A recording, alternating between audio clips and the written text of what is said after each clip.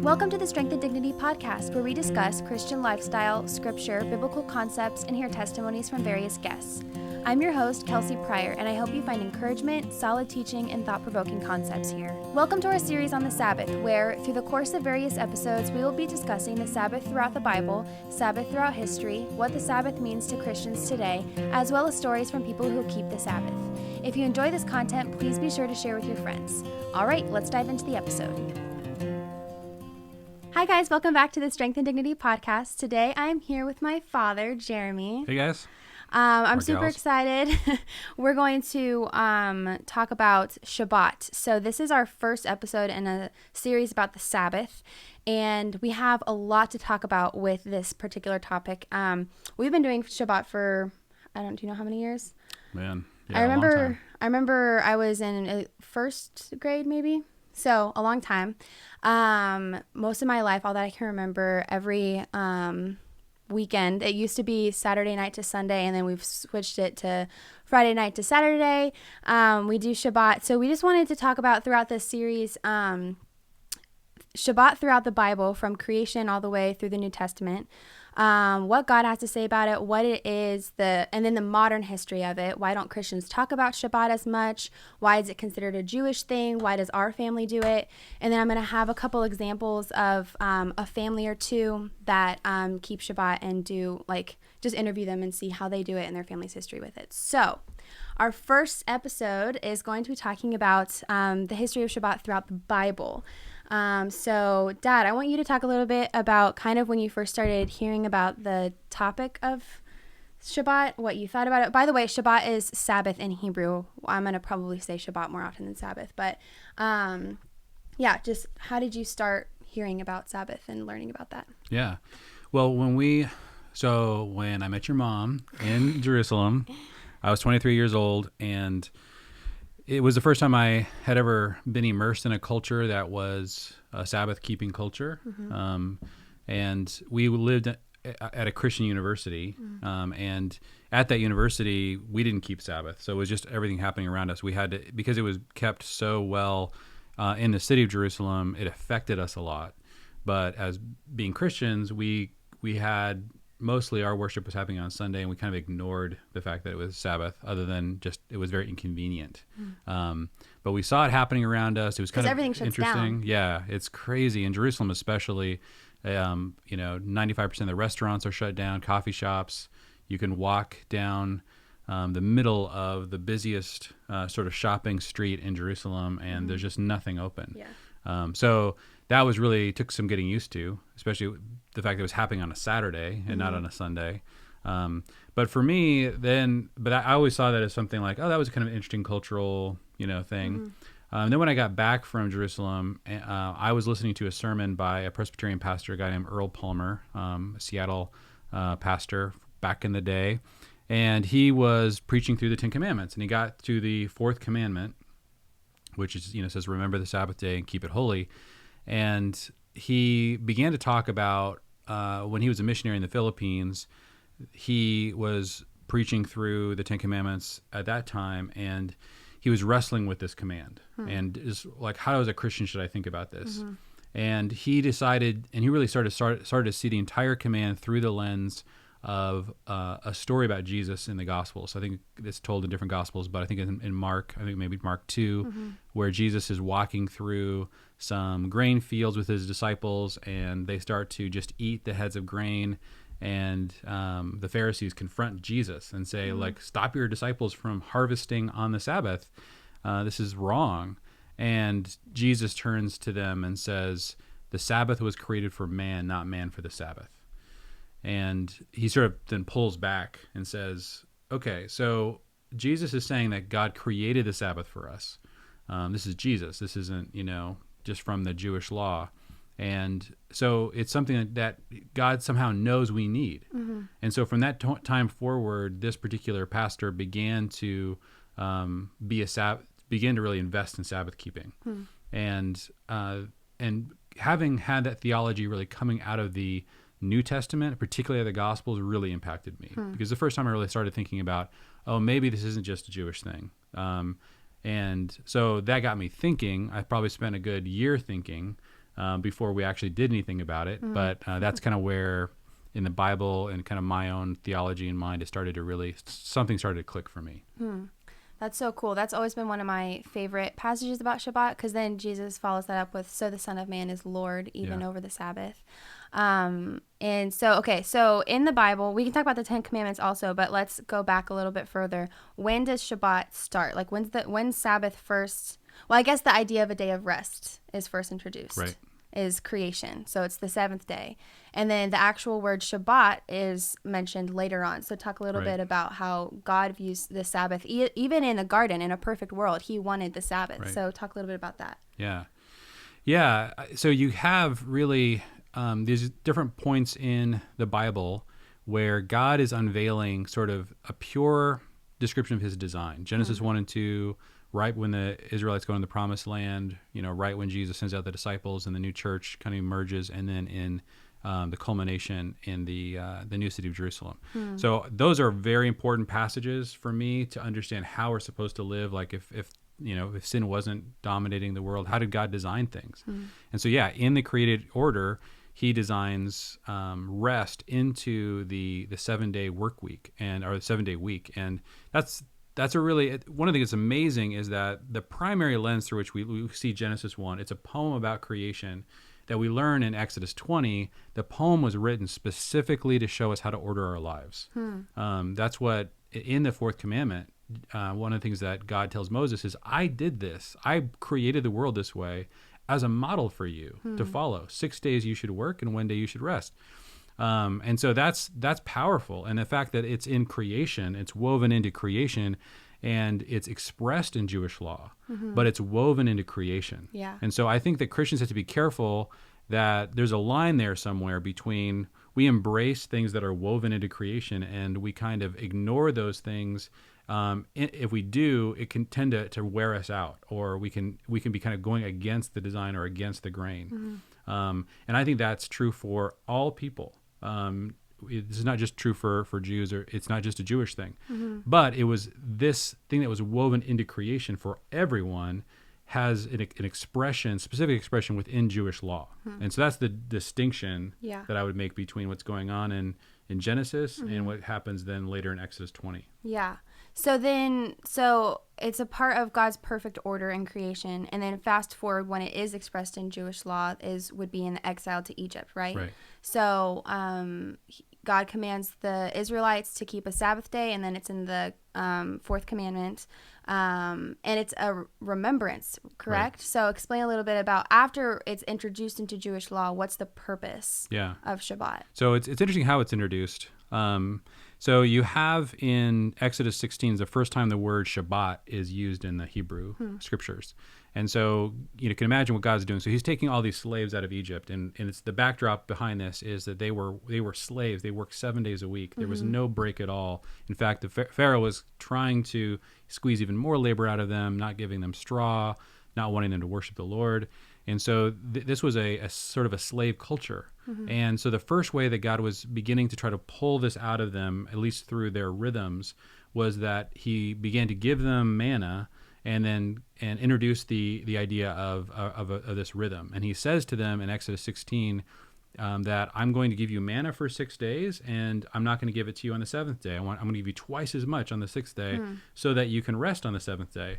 And then predictably, these slaves are used to just living in survival mode all the time, working 7 days a week.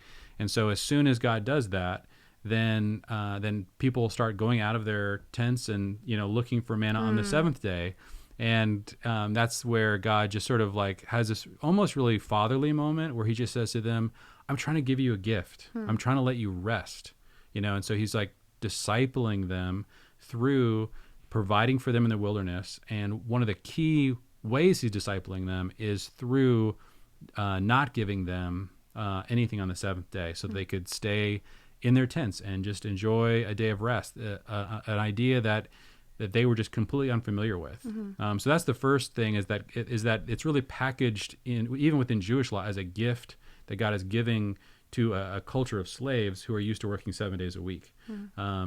Now, later in Exodus 20, it's told to us as a part of the Ten Commandments, which is the covenantal law that God is making between himself and Abraham's family, and says one of the signs of the fact that you're in my family, or that you're chosen, is that you keep the Sabbath, and that you take what I have laid out as a template for how to live a week in Genesis 1, and you bring that into your life in a very intentional and very disciplined way. And so that's kind of where it got kicked off there in the Torah, the Old Testament. Doesn't it also say, either in the Ten Commandments or somewhere else, that's remembering that the Lord your God brought you out of Egypt? Yes. So that was like part of the purpose. You can just tell by reading throughout Exodus and the rest of the Torah, the first 5 books of the Bible, how forgetful Israel is. Yeah. And even just through like all the kings and everything, like, and then they forgot the Lord their God, and then they forgot, and then this king was treacherous, and this king did what was deceitful in the eyes of the Lord. And so he knew you need something that is going to constantly remind you that I'm the one that provides for you. Right. And so even now, when we're not coming out of a slave culture, we still need that remembrance. We still need something in our 7-day rhythm that is intentionally built in to help us remember that it's the Lord who provides for us. Right. So one of those reflections is like, I'm going to take my hands off of this day and trust that you're going to provide for me, is one of the ways that you rest. Right. And even though it can be scary, even if you have a job that like has weird hours, or if it's not the same time every week. We talk a lot about that through some other content that Family Teams does, which is what my dad does over at familyteams.com. We have a lot of content about Shabbat over there, and one of them is just lots of people have like weird work rhythms, right? And so there's a lot of content about what to do when you have a weird work rhythm. But I think the key thing to harp on is that it's the purpose of it is not only rest, but also remembrance. Right. Yeah, the purpose is so that it makes you holy. It's really the gospel instantiated in your weekly rhythm. And so that's really the way I think Christians, like you said, we're not coming out of a slave culture. But one of the things he says in Deuteronomy 5, when he restates the 10 Commandments and he gets to the 4th commandment, it's, each commandment's very similar to Exodus 20 the first time, except for the 4th commandment. That's when he adds, remember that you were slaves. And this is 40 years later, when they kind of had come out of that culture. Yeah. And you have a new generation who's like, we've never been slaves. We've just been God. He's like, but you got to remember that this is where you came from. And that we learn later in the New Testament that everything that happened in the wilderness happened as a example to us of the gospel. Every element, and that's one of the funnest studies I think in the Torah, is to see every single element through the lens of the gospel. But the whole, every person listening to this, we were born into slavery to sin, and it is God who makes us holy. One of the things that it says, I think in Ezekiel, is when they stopped keeping the Sabbath, is he said, I'm giving this to you so you will remember that I'm the one who makes you holy. And so it's crazy to think about, how does resting make me holy? And it's literally true. It's the thing that actually converts somebody from a someone who's not saved to somebody who is saved. And how does that work? Well, the whole idea is that what saves somebody from sin is their decision to rest in the work that God has done for them in the cross. Like that's how and the deeper you go into your faith in what Jesus has done for you, the more it transforms your heart and your life. And so, but that's really hard for us to do. Like, when do you do that? Like, when do you just sit and receive the goodness of what Jesus did for you on the cross? We live busy lives. And so for most of us, that we just never have a chance where we're just kind of pausing and receiving the blessing of the gospel. And so keeping a Sabbath is a sign to your own heart. And this is why I don't think it's something that Christians should take as a law. I think that this is something that Christians should take as a spiritual discipline. This is an optional spiritual discipline. If you want to experience the gospel going deeper and deeper and deeper into your heart, you have to find some way to rhythmically receive what Jesus has done for you on the cross. Just so that your own soul says, I'm not saved by my works. It's not like what I'm trying to do. It's what he already did. Yeah. And so the Sabbath is the sign to us of the fact that we're saved by resting. One of the things it says in Isaiah is, through repentance and rest is your salvation. And so that's how we're saved. And as strange as that is, it takes a lot of sort of focus in receiving to convince your soul that you're saved by resting and not by working. Wow. That's crazy. It's so countercultural, especially for Americans. Yeah. Probably lots of other cultures too, but here in America, work is definitely top priority. So that can be super hard to swallow. One of the things that was drilled into my head very early on when we were keeping Shabbat is you had this chest that had the candle and our tablecloth and everything. It was like the Shabbat chest. We still have it, but back when we were younger, the ritual was super simple, and all you do is get out the box and you would say, what does this box represent? And all the kids would say, locked away in slavery to what? Sin. That's right. So we were like, that's really what we would learn very early on about Shabbat, is that we might not have been slaves like in the literal physical sense, but we were slaves to sin. And it was Jesus' work on the cross when he said, it is finished. He completed all that work for us. And so now that's why we get to rest, That's why right. it is a gift that we still get to take part in. So that's kind of the journey throughout the Old Testament. What about in the New Testament, like post Jesus? In the Bible, we're going to talk a little bit in a different episode about why Shabbat is, first of all, seen as a primarily Jewish practice, and why the church doesn't talk about it as much in a different episode. But like staying within the confines of like the Bible, like Acts and all the epistles, is it talked about throughout there at all? And if so, how is it spoken about? Yeah, so you have this has been a confusing topic because Jesus used the subject of the Sabbath in the Gospels as one of the ways of trying to convince his audience, which was a Sabbath-obsessed culture, that it isn't through the man-made rules around the Sabbath that you're saved. That was a huge problem in the first century Jewish culture. There was the idea that, because you had essentially in the first century Jewish culture, they had the sort of legislation you have in the Torah, like in Exodus 20, keep the Sabbath, don't work, don't light a fire, don't, collect wood, things like that. But the Pharisees of Jesus' day added 1,000 additional rules onto the basic rules about the Sabbath, and they called it hedge laws, which are kind of like built a hedge around the law, just in the same way that they built a hedge around the law, do not take the name of the Lord your God in vain. So they just don't use the word Yahweh ever. They use Hashem, which is just the name in Hebrew. In the same way, that's their hedge law around that commandment. They built a hedge law around the Sabbath more than any other commandment. And Jesus was deeply offended by this practice of building hedge laws because it elevated sort of religious rules above the essence of what the command was for. That's why he said, the Son of Man is Lord even over the Sabbath. Like I am the Lord of the Sabbath. I'm the one who's going to bring rest, like we talked about. It's his death on the cross that brings rest. It's not all of your, perfectly keeping a bunch of rules. And so this continues in the book of Acts and in the epistles, where there was this massive kind of controversy going on in the first church around the Sabbath. And so Paul was the one primarily responsible for discipling the Gentiles. So he told the Gentiles, and the most overt time he tells us this is in Colossians 2, where he tells the Gentiles, don't let anyone judge you by any day you keep, or a Sabbath, or a new moon, or a festival. These are all shadows of Christ.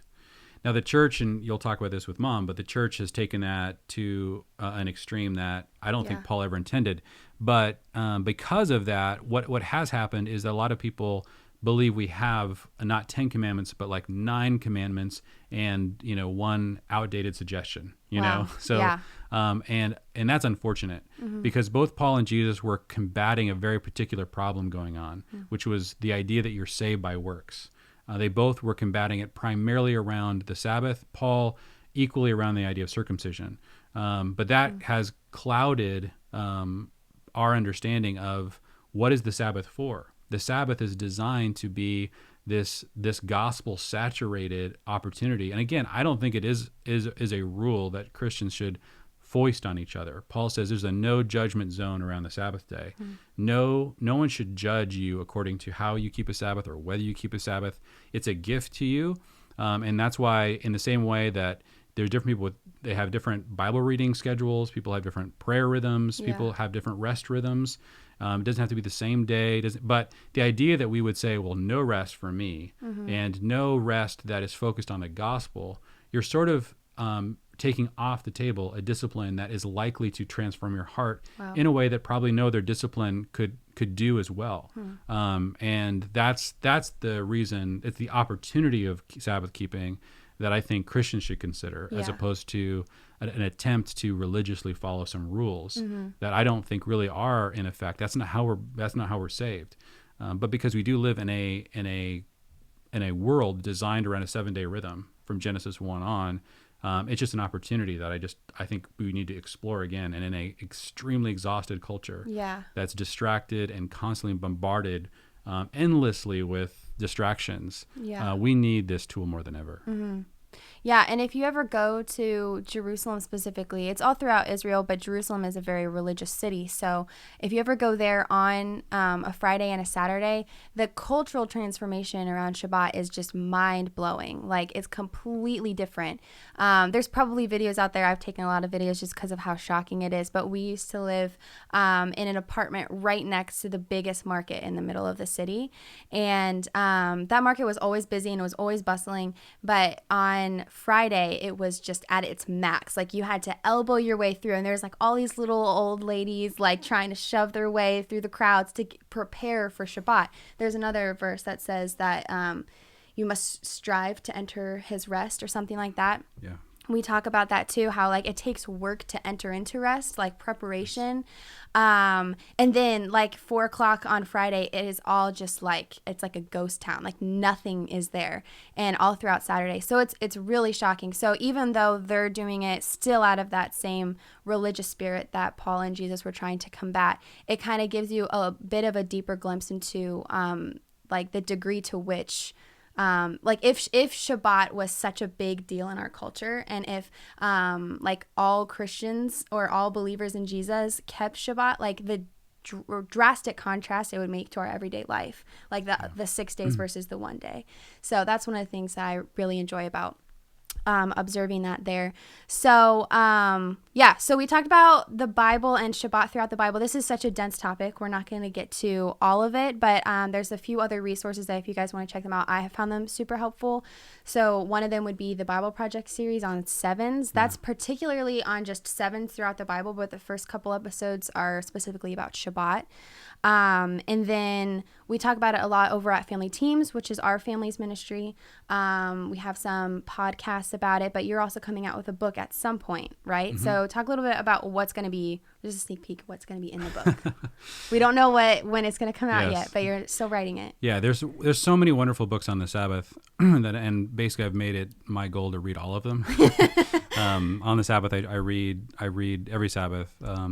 From books about the Sabbath. And so what I'm trying to do is basically design a book that is like 52 reflections on the Sabbath, so that what I'm doing is just every Sabbath just trying to enter into one of those themes, because there's so many, they're so rich, and I don't think a lot of people have ever heard many of these themes. We've touched on just like 3 or 4 of them, but there's like I said, at least 50, probably more.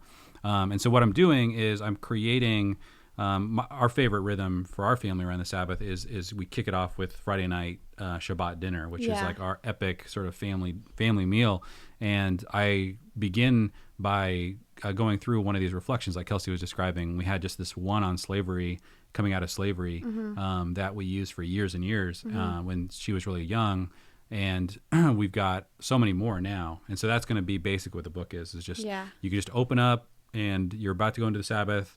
Maybe you set a table for your friends or your family, and you can go out to dinner. You can cook a really cool meal. And then the question is, how do you, at that table, help people enter into the Sabbath? Yeah. So we've learned a lot about the process, about like what kind of questions do you ask? What kind of reflections really cause people to go, whoa, what we're experiencing is... And because so many of our religious practices, quote unquote, our faith practices are in churches, we're not used to bringing that around a table. Yeah. So basically it's a table book. It's like a book that's going to help you as you're leading a table into the Sabbath. How do you do that? Yeah. Just like color by number, step by step, like make it really simple. That's so cool. So what are, besides the one that you're writing, what are maybe your top couple favorite books on Sabbath? Yeah, so there's probably the most famous book right now on the Sabbath is by Abraham Joshua Heschel, which is just called The Sabbath. And he's an amazing Jewish leader of the 20th century of the American Jewish community. He actually died on a Sabbath in his sleep. Whoa. And oh my God. His daughter writes the foreword. It's like gives me chills every time I read it to the book. But he just gives it's a tiny little book that just is like reflections on the Sabbath. It's probably the most famous book in English right now on the Sabbath.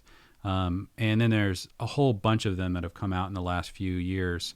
A.J. Swoboda's got a great book. It's got tons in there, but I can't remember exactly what it's called. But his book on the Sabbath, I loved reading that. Marva Dawn has a great book. There's one called 24/6, which is fun because that is fun. It's very well written. Mark Buchanan has a book on the Sabbath that I'm loving. There's one called Walter Brueggemann has a book called The Sabbath as Resistance, which is another very small book about this sort of Pharaoh Egyptian economy. It kind of uses that as the metaphor for how in the modern world we have these taskmasters, and we need to keep Sabbath as an act of resistance against a always on culture. Powerful book. Really has been read by so many thought leaders and has affected them. And so there's so many. There's John Mark Comer's book, Garden City, has a chapter on the Sabbath that is outstanding. And Jeff, our friend Jefferson Bethke, his book, To Hell with the Hustle, has got an awesome chapter on the Sabbath. And so, there's so much now being written about it. So many people experimenting with it. Yeah. And it seems like it's it. kind of coming back to some extent. Like I'm hearing more about it, or people are more curious about it. Yeah. One of the reasons I wanted to talk about it, because I feel like people are a little bit more curious when they hear the Christian world talk about Sabbath. Yes. Even when we're in Israel, Jews kind of get shocked. Like, why are you're Gentiles? You're not Jewish. Why are you keeping Sabbath? So it's a interesting topic. So if you have any questions about like, when do you do Shabbat? What do you even do? Like, how do you rest? Like, anything like that, we're probably going to address it in later episodes. I just wanted this to kind of be an overarching like intro and how it's spoken about in the Bible and God's original design and why Christians might still keep Shabbat to this day. So keep a lookout for the future episodes about that. Thank you so much, Dad. Awesome. My pleasure.